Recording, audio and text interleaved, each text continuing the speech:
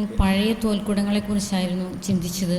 പ്രത്യേകിച്ച് സന്യാസ സഭയെ കുറിച്ച് ചിന്തിക്കുമ്പോൾ ഇപ്പോൾ ഒരാത്മായ സഹോദരൻ ബഹുമാനപ്പെട്ട ബ്രദർ തോമസ് പോൾ ഇത്രയും കണ്ടംപ്ലേഷനിൽ ജീവിക്കുന്ന ഞങ്ങളോട് കണ്ടംപ്ലേഷനെ കുറിച്ച് പറഞ്ഞപ്പോൾ ഈശോയോട് ഞാൻ ചോദിച്ചു, ഈശോയെ ഇത്ര സിസ്റ്റേഴ്സിനെ ധ്യാനിപ്പിക്കാൻ മാത്രം ഒരു ആത്മായ സഹോദരനെ ഈശോ വളർത്തി.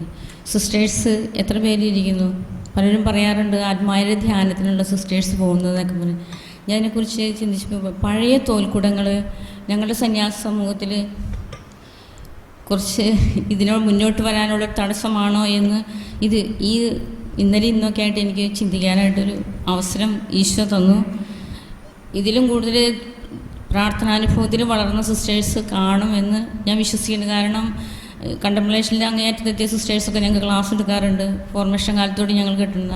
പക്ഷേ സ്വയമായിട്ട് ധ്യാനിച്ച് പ്രാർത്ഥിച്ച് ഇപ്പം ബ്രദർ പറഞ്ഞ പോലെ എളിമയുടെ ആ ഒരു പഴയ തോൽക്കുടം മാറ്റാറായി എന്നൊരു ചിന്ത എൻ്റെ മനസ്സിലേക്ക് കടന്നു വന്നു.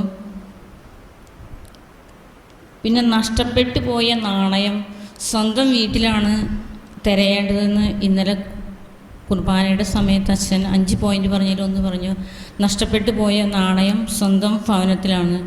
അപ്പോൾ എൻ്റെ ജീവിതത്തിൽ എന്തെങ്കിലും കുറവുകളോ എന്തെങ്കിലുമൊക്കെ ഉണ്ടെങ്കിൽ അത് എൻ്റെ ജീവിതത്തിലാണ് ഞാൻ തപ്പി കണ്ടുപിടിക്കേണ്ടത്. ഞാൻ മറ്റുള്ളവരിൽ ഇപ്പോൾ പരിസ്ഥയ മനോഭാവം വരുമ്പോൾ അല്ലയോ മനുഷ്യൻ, നീ ആര് തന്നെയായിരുന്നാലും മറ്റൊരുവിനെ കുറ്റം വിധിക്കുമ്പോൾ അതേ തെറ്റ് നീ തന്നെ ചെയ്യുന്നു. റോമ 2:1 നമ്മൾ വായിക്കുന്നുണ്ട്. അപ്പോൾ ആ വചനമായിട്ട് കൂടുതൽ ബന്ധപ്പെടുത്തുവാൻ എനിക്ക് സാധിച്ചു. പിന്നെ സങ്കീർത്തനം മുഴുവൻ, ഞാൻ സങ്കീർത്തനം പ്രാർത്ഥനയ്ക്ക് ഉപയോഗിക്കുന്ന ഒരു വ്യക്തിയാണെങ്കിലും സങ്കീർത്തനം മുഴുവൻ യേശുവിൻ്റെ ചിത്രമാണ് എന്ന് ബ്രദർ പറഞ്ഞപ്പോൾ അതെന്നെ ഒത്തിരി സ്പർശിച്ചു. അപ്പോൾ ഈ ദിവസങ്ങളിൽ ഇന്നലെ ഇന്നൊക്കെ ആയിട്ട് സങ്കീർത്തനം വായിക്കുമ്പോൾ ആ യേശുവിൻ്റെ ചിത്രം കൂടുതലും മനസ്സിലേക്ക് പതിയുന്നതായിട്ടൊരു അനുഭവം ഉണ്ടായി. പിന്നെ നക്ഷത്രം കണ്ടു. പക്ഷേ എല്ലാവരും നക്ഷത്രം കണ്ടിരുന്നു, 3 വ്യക്തികൾ മാത്രം ആ നക്ഷത്രത്തെ തിരിച്ചറിഞ്ഞുള്ളൂ എന്ന് പറഞ്ഞു.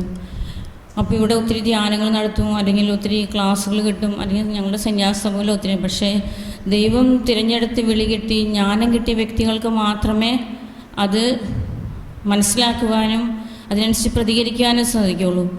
Each one is unique.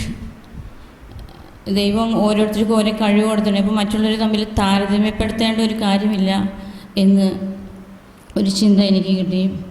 പിന്നെ വെള്ളച്ചാട്ടത്തിൻ്റെ ഇരമ്പിൽ പലപ്പോഴും ക്ലാസ് എടുക്കുകയൊക്കെ ചെയ്യുമ്പോൾ മാമോദീസായ്ക്ക് വെള്ളമായിട്ട് ബന്ധമുണ്ടെന്ന് തീർച്ചയായിട്ടും പറയാറുണ്ട്. വെള്ളത്തിനെ കുറിച്ച് ഒത്തിരി ക്ലാസ്സുകളും ഒക്കെ കേട്ടിട്ടുണ്ടെങ്കിലും ഈ വെള്ളച്ചാട്ടത്തിൻ്റെ ഇരമ്പിൽ കൂദാശയായിട്ട് ബന്ധിപ്പിക്കുന്ന ഒരു ആശയം, ഒരു ജ്ഞാനം എനിക്ക് ഇന്നലെയാണ് കിട്ടിയത്. Thank you.